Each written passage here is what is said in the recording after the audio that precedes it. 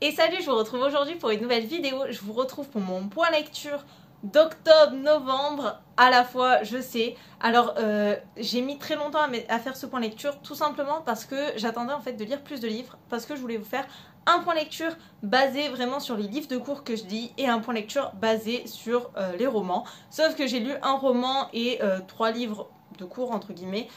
Donc je vais vous présenter en premier le roman, comme ça c'est fait. Si vous voulez ne pas regarder la suite, vous le pouvez, même si je préfère que vous regardiez la vidéo en entier. C'est quand même mieux pour le référencement, mais sinon c'est pas grave. Et du coup je vous présenterai après les 3 livres de cours qui sont surtout sur la guerre d'Algérie et sur le Brésil, si je dis pas de bêtises. Le roman que j'ai lu, il s'agit de Nocturne de sang de Michel Pellini, donc publié chez la fameuse édition Crainte Chimère. Vous savez que j'aime beaucoup cette maison d'édition. Il s'avère que Nocturne de sang, j'avais essayé de le lire, je crois, au moment de sa sortie, je pense. Hélène, donc l'éditrice, me l'avait envoyé un e-book pour que je le lise et que je fasse ensuite une review. Dès les premières pages, j'ai été très oppressée au moment où j'ai voulu le lire. Je n'étais pas prête à lire ça. Et j'ai très vite abandonné le livre qui est dans un e-book et tout, c'est pas grave. Bref, au final, ça l'a fait. C'était une très bonne lecture, très sombre, mais c'était vraiment bien. Alors ce livre raconte l'histoire de Jessica. Alors Jessica, quand elle était enfant, s'est fait kidnapper, séquestrer, violer par un homme. Elle a réussi à en sortir après et du coup elle vit avec sa fille maintenant et c'est une grande musicienne. En même temps on va suivre l'histoire de 2 frères, dont un qui est un peu bizarre, je pense, alors je sais plus si c'est dit, mais il est autiste je pense, ou enfin en tout cas il a une maladie.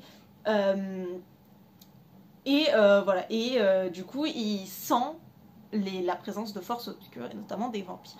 Et en fait il s'avère que le mec qui violait Jessica est sur le point de mourir et tout, il est en prison donc, et il y a une femme qui vient le voir et qui lui propose de le transformer en vampire pour vivre éternellement. Et lui va bien sûr accepter parce que vous vous rendez compte, c'est un monstre le gars, donc faire un pacte avec le diable pour lui, c'est pas qu'il s'en fout mais ça change pas grand chose à ce qu'il est déjà en quelque sorte. Et du coup il va faire un pacte avec le diable et il va venir hanter en quelque sorte Jessica et vouloir se venger de elle qui l'a mis en prison et qui l'a empêché de continuer son affaire de pédophilie, de séquestration de petites filles etc. Franchement j'ai trouvé l'histoire vraiment bien. Elle est bien menée, franchement on s'attache au personnage, on est très stressé. Je trouve que c'est vraiment un roman, si je devais le décrire, il est oppressant. Clairement oppressant et stressant. Il y a des scènes qui sont très dérangeantes. Il y a certaines choses que, voilà, vous avez compris, du coup elle se fait violer. On a des genres de flashbacks. Pour moi, enfin après, ça c'est mon avis personnel sur la question. Je suis le genre de personne qui, t'as pas besoin de décrire ne serait-ce qu'un minimum le viol. Tu sais qu'il va se faire violer. Tu le sais. Et encore plus quand c'est un enfant, frère. Et pour moi, genre, c'était déjà, alors que c'est... Le viol en lui-même n'est à aucun moment décrit, et je tiens à le dire quand même, le viol, le moment de la pénétration, etc. Mais il y a quand même beaucoup trop de moments où je trouve que c'est quand même décrit trop loin. En fait, pour moi, tu me dis juste que le mec, c'est un pervers et qui rentre et qu'il a kidnappé une petite fille qui est couchée sur un lit. Bon, c'est bon.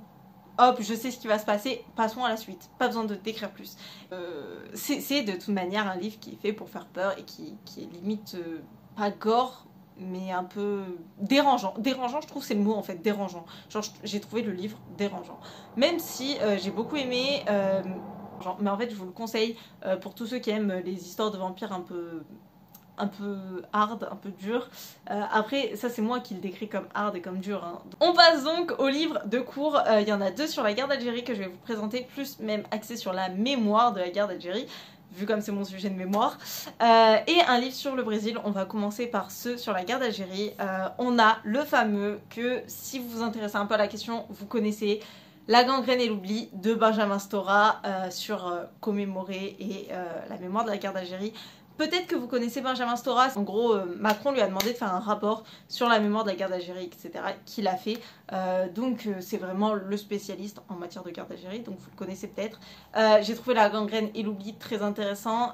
Il traite vraiment de la mémoire, des différentes mémoires, parce qu'il ne faut pas oublier ça. Allez, seul truc que je reprocherais à ce livre, et que voilà, c'est que je l'ai trouvé redondant. Mais vraiment, il y a des moments, j'avais l'impression de relire la même chose. Et voilà, il est disponible gratuitement, surtout si vous avez un compte, enfin avec la BU, il est gratuit. Je sais pas s'il est gratuit pour tout le monde sur Cairn. Ça peut être très intéressant parce qu'en fait, à l'intérieur, chose aussi que je commence à en avoir marre à force de lire des livres sur la mémoire de la guerre d'Algérie, c'est que souvent les livres qui traitent de la mémoire de la guerre d'Algérie refont la guerre d'Algérie, l'histoire de la guerre d'Algérie. Ouais, mais bon, au bout d'un moment, c'est bon, on l'a compris. Genre là, je suis pas en train de lire un livre sur l'histoire de la guerre d'Algérie, je suis en train de lire un livre sur la mémoire de la guerre d'Algérie, frère, pas sur l'histoire. Genre, pas besoin de me ressortir. Du coup, voilà. Mais je pense que c'est le livre le plus complet sur la mémoire de la guerre d'Algérie. Si vraiment ça vous intéresse, c'est un sujet qui vous intéresse, n'hésitez pas à le lire. Même si j'ai une petite préférence pour le second, qui est Guerre d'Algérie, l'impossible commémoration. J'ai beaucoup aimé celui-là, alors parce que en fait, on est vraiment ancré, surtout dans la deuxième partie et troisième partie, on est ancré dans la commémoration au sens strict du terme. Donc on va avoir vraiment des exemples de pourquoi l'impossible commémoration, des exemples situés, etc. Donc par exemple, on va te parler, enfin moi ça m'intéresse pour mon mémoire, mais à Toulon, en gros, il y a une stèle en mémoire à l'OAS et de base, il devait avoir une statue du général Salan dessus. Je vous laisse deviner que c'est pas passé. Et donc on a cassé la statue avant même qu'elle soit inaugurée, mais la stèle reste toujours là en honneur de l'Algérie française. Donc voilà.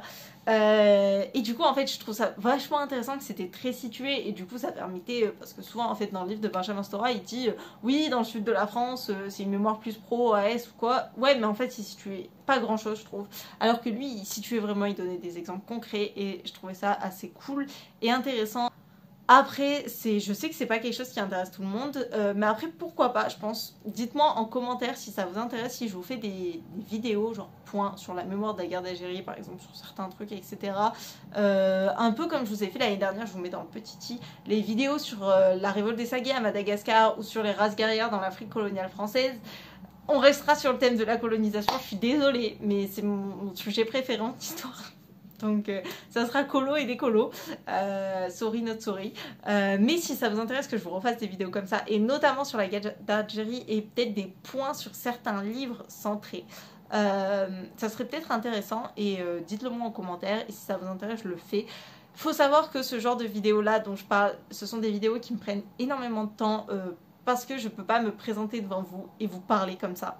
On passe au dernier livre, qui est l'Atlas du Brésil aux éditions Autrement. Je sais, j'ai pas les livres en fait, je les ai tous empruntés à la BU.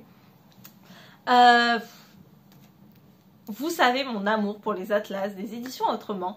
Ce sont des livres complets, vraiment bien documentés. Pour moi, ce sont les meilleurs bouquins de géographie qui existent. Tout simplement les atlas des éditions Autrement. Si vous aimez pas la géo, je pense que c'est un bon moyen de se mettre à la géo. Les atlas des éditions Autrement, souvent, surtout qu'on mélange un peu l'histoire, etc. et la géo. Il y a d'ailleurs des atlas historiques aux éditions Autrement. Pour l'Atlas du Brésil, d'ailleurs, pour La gangrène et l'oubli, c'est pareil, je vais vous mettre dans les titis. J'en ai fait des study-vlogs où je les montre, où j'en parle, donc je trouve que c'est aussi intéressant si ça vous intéresse d'aller les voir. Voilà, comme d'habitude les atlas Autrement c'est top et je les recommande à tout le monde. Et voilà, cette vidéo est terminée, j'espère qu'elle vous a plu. Alors je sais qu'en ce moment je lis pas trop de romans, mais ça va venir. Dès que j'ai fini mes partiels, j'ai toute une liste de romans que j'ai hâte de lire.